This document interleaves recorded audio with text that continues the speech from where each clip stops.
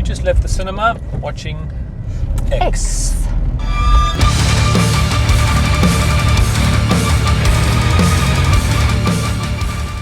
Movies written and directed by Ty West. He made movies like The Innkeepers and House of the Devil, which we've got on our watch list, but we haven't watched it yet. He also did The Second Cabin Fever and The Sacrament. I think it's the old Guyana story. Yes.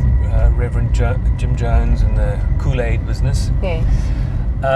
But this one, I haven't watched any other reviews, as we normally don't do. Yeah, this is like hot off the press. Yeah, and I mean, I could just imagine, just like many people would have instantly thought what to say is Texas Boogie Nights Massacre.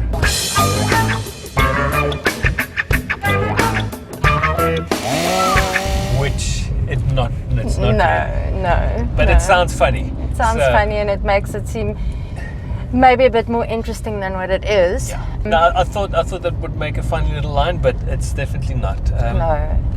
It's it's set in 1979 in Texas. It is an interesting angle. Farmer's daughter, take one. I don't think anything like this has been done before. Yeah, a group of young. It's the first porno that they're making. It's a guy who's got a strip joint and his girlfriend and their friends. They get together, and this director wants to make this serious film. Although it's a porno, but he's got these. Yeah, but it's still those days when it's shot on film and it's showed in the theater. It's 1979, but it's also like, video is coming up, so it's. You can make a good dirty film. Yeah, it's like at the cusp of the video revolution, yes. VHS and Betamax. But now, so they go out, they're in Houston, and they go out to the countryside, to this little farm where they rented a house for the weekend from this old guy to shoot their porno movie at a very low budget. Yeah, and obviously very covertly as well.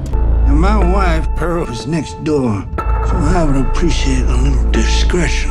I must say, and I said it earlier, I just cannot be in a cinema with other people anymore. Oh boy, yes, just look at the top button there. You will find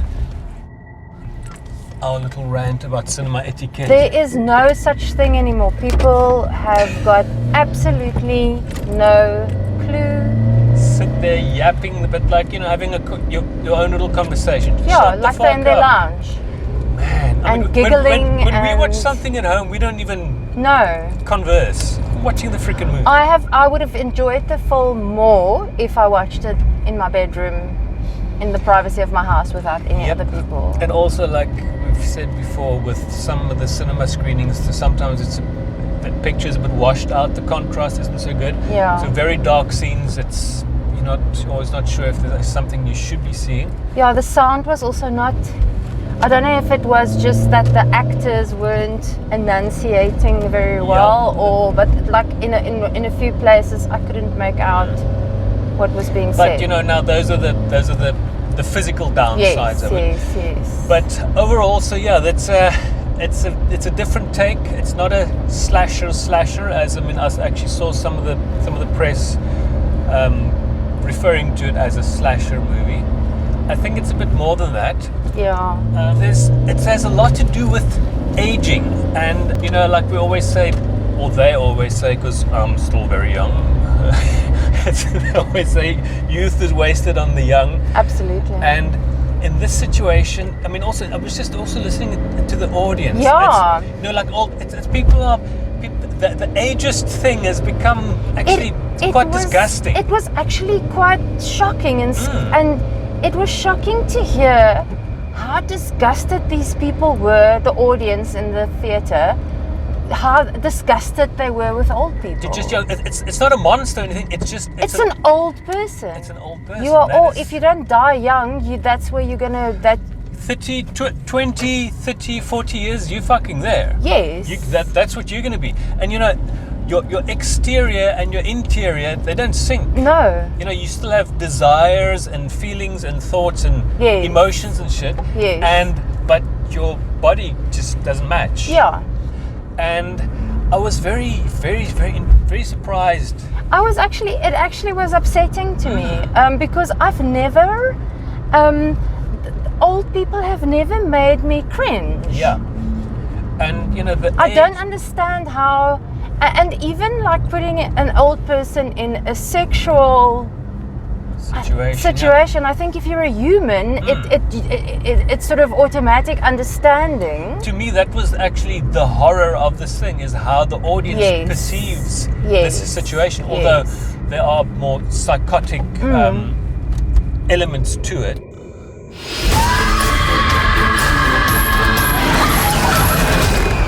Yes. Which leads definitely. to bloody deaths and stabbings and crushings and all kinds of horror stuff. Yes. Which is, that's what it is. And that was, to me, that was the main takeaway of this freaking movie. And I don't know if it will now force people to look at it that way when they go watch it, but maybe that's a good thing. If you look at this and you go when you see like an old person's Buddy, hand, you are gonna be there quicker than you think. No one slides into their coffin looking, except James Dean and Marilyn Monroe. Yeah. No one else slides into their coffin looking like wonderful. Yeah. It was quite disturbing. I found the audience to be disturbing. And I'm actually interested to know if that's what the director had in mind. I think so. Just having probably experienced people acting like that. Yes. Fuck, it's strange. Yeah. And another thing that Ty West, he's directed lots of episodes for TV shows, some high-profile, good horror TV shows like The Exorcist, Outcast, Scream. Wow. Them, we haven't watched Them yet. One of the Amazon ones. And he did the last episode we watched of Tales from the Loop. Yes. The guy on the island. Yes. And which was a very good episode. But yeah, that show is quite. It's a downer, eh? It's beautifully shot. It's sad and beautifully made. It's very. Yeah, it's a hectic show. Yeah. Although it's more science fiction than horror. But this movie, it's definitely not Texas Boogie Nights Massacre. But it's different. It is different to your regular horror movie. I think although it is kind of Texas 70s. Yes, completely Texas you do get that sort of feel. And you know what I think would have been cool? If they managed, I don't know if they tried, but I'm sure they might have had in the back of the head is to have Matthew McConaughey to be the executive producer guy that's kind of running the actor reminded so much of but then a Texan guy that's which is probably like quite a, so it would have been probably too obvious and too cliche, but I think it would have added something, but I think that might have taken away from it. This actor was brilliant. He was brilliant. Two standouts for me in the film is the first kill scene. I absolutely with Don't Fear the Reaper. Fear the Reaper. I loved that scene. That song always works for any scene that it's used in. If you had to take a section out of this movie and put it to make a what we call a compilation, which is the best part of a movie, compilation. A compilation. That would be it. And then also the scene in the barn. I'm not gonna give anything away, but you'll know when it's the scene in the barn. And you sort of can't blame the audience, because I myself actually reacted quite loudly to that. Oh, that was it was not a kill. It was an injury. An injury. But it was actually very fun. The audience reaction was hilarious. It was funny. Everyone was freaking cringing and because you just see it coming and you just know, and you can almost feel it. It's That was good. So those were the two standout things for me. Overall, I found the movie to be, but now it's difficult for me to say because I just wanted to get out of the theatre. So I think if I had watched the movie without a bunch of people around me, it would have been different, but I did find it a bit laboured. Yeah, but then, it's also, they took time, you get to know the characters. You do. You've got the kind of nerdy, I want to be a fantastic filmmaker camera yes, guy. yes. You've got the cool wise ass kind of alpha male Texan man, Yes. executive producer. And you've got the African dude. You've got the cool soul man with the big dick. You know, the smooth guy, and he was very smooth. and the very cliche blonde Texan girl. I must say, the only time I felt, oh no man, was when the soldier got it. Yes. Yeah, that was. It was sad. Yeah, no, you Because don't- he was so you don't- sweet. It's a case of where you usually in these kind of teen movies you cheer when the dumb teenagers get it. You don't like revel in these guys getting hacked and whacked and. But I'm And there's also extra thing like there's something in the water as well. yeah, which was So, it was like Texas Chainsaw Massacre, Boogie Nights meets Placid. Lake Placid. but we don't Yeah. give away too much. But it's got all bits of everything. Yes. But it also just, that opening also just made it feel like, stop at the gas station. It was Yes. like Slumber Party Massacre. And another thing, and the this Texas is- Chainsaw Massacre that we Yes. recently, the Netflix one, always coming to a little store and it pet always feels like the same peeve. set. Even. The thing that is no longer necessary is the fucking dead animal in the road. Yeah. I am sick to fuck of that. Yeah. It's not necessary. It's not necessary to show a dead animal to get your point across. I feel very passionate But about now, this. Okay, but now if you look at it as in it's Texas, there are cattle everywhere, open roads, fences not necessarily, and kind of a foreshadowing of what's to come for these people. I know, but man, fuck, find another way. Like, it's always a deer, like that Shrooms movie, the deer in the road. No, you're thinking of Train to Busan.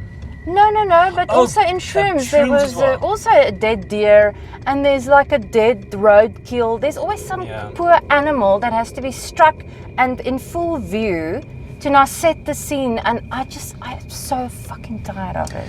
Yeah, it's a bit predictable and cheap.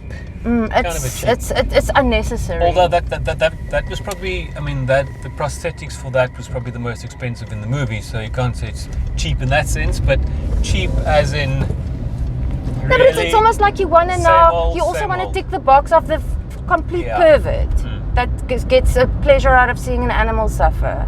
So for that, the movie loses like 2 points from me. Well, it wasn't a live animal suffering. No, it wasn't. But I mean, it's the notion that something Whoa, like that. Careful, sorry, just don't want to knock into them. It's the notion that something like that is worth putting on a screen. Yeah. Get over it, people. We don't want to see that shit anymore.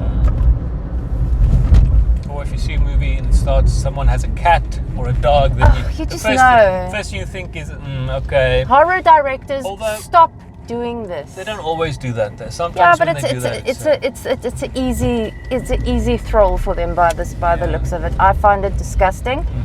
It put me off the movie right from the start. But did it at least dissipate? It did. Okay.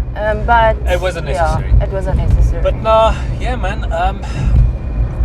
The rest of the soundtrack also had. It was quite a weird mix. That Don't Fear the Reaper. It had Mungo Jerry's in the summertime. yes, It had some strange kind of vocally bits, sort of like which heavy was breathing. quite and it was nice. I thought that was quite cool. And some kind of funky 70s music. Yeah. So it had a wide range of music. And also, the one thing that annoyed me was they had like this musical interlude. Yeah, that was a bit cheesy. It was when I watched What it. was that? I'm going, why? And then, okay, why not?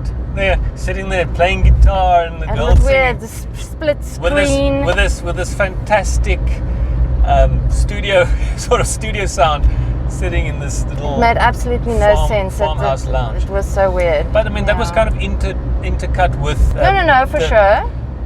You're gonna give we didn't- away if you Okay, say. no, well, yeah. we can mention that the old lady Pearl, she is heavily involved in what happens in this movie, and yeah, like we said, age, youth, acceptance of these things or non-acceptance Yeah, of it. I think beauty and the notion that beauty goes away. Yeah. Yeah. And kind of envy of the young. And also got a bit of evangelical, crazy preacher stuff in there. Nice like a little, TV nice little like twist. TV show there. Yeah. Playing that. Nice So little that's- twist that. What would you score this film? I think I would give this. Oh man, it's between a 6 and a 7. Okay. But I think I'm gonna make it a 6. I would have given it a 6, but a few things made some points fall away, so it's a 4 for me. A 4. Yep. Wow. And if there wasn't a cow in the road, Would have been a 5. how can they make it a 5? No, but the cow on the road knocks a point off. That's too extreme. No, it's not. Okay, well then the average is a 5. Yep. Another thing we want to mention is our friend Mick Garris. He's got a podcast, the Postmortem podcast. That's right. And he recently interviewed Ty West, so maybe it's a good thing to check that out as well. Yes. See what the director has to say about this. And I deliberately haven't watched it in case anything came up before we watched the movie. Yes. So we'll go watch that soon after. So yeah, if you want to check that out, do that. Because Mick has interviewed everyone from John Carpenter to, wow, everyone. Toby Hooper, who did the original Texas Chainsaw Massacre. Yeah, he's interviewed everyone, anyone and everyone. Jamie Lee Curtis. Yes. All the names worth noting. Please subscribe. Yes. Please like. Yes. Please tell your friends. Please leave a comment. Yeah, let us know what you thought. Yeah, if you you've haven't seen this, it. are you looking forward to it? It was, yeah, I was looking forward to going to the cinema again. No. But it was just, and then you get there and it's, fuck, man. I tell you, people are going to be the death of cinema. I think they have really contributed already. I mean, if it's not some kind of a, If it's Crazy. gold member. yeah, we always mention Goldmember where the house was packed and everyone was screaming, laughing. It's a different story. Yes. But It's not gold member. yeah. I prefer if everyone just shut the fuck up completely while they watch the movie, whichever movie, even a comedy, but you're gonna laugh when you laugh and that's all there is. And everyone screamed, it worked well when everyone saw that thing coming in the barn and they sort of flipped out. Yeah. Anyway, so it's I mean, cinema is a communal experience, but it's just when someone has this unnecessary random Peanut gallery. discussion of some And on their phones, people on their phones. probably something else. cannot- Marco sat next to us on his fucking phone. the No man, bastard. Marco. Marco, No man. you've been outed, Marco. You've been outed. Okay. Yeah. Yeah. So we will see you guys next time. Yes. And yeah, this is our first mobile review. Yes. Hot Maybe we'll do off if the we press. go to the cinema again, we'll do another Probably one. not likely. see So about enjoy that. this one. Bye. Bye.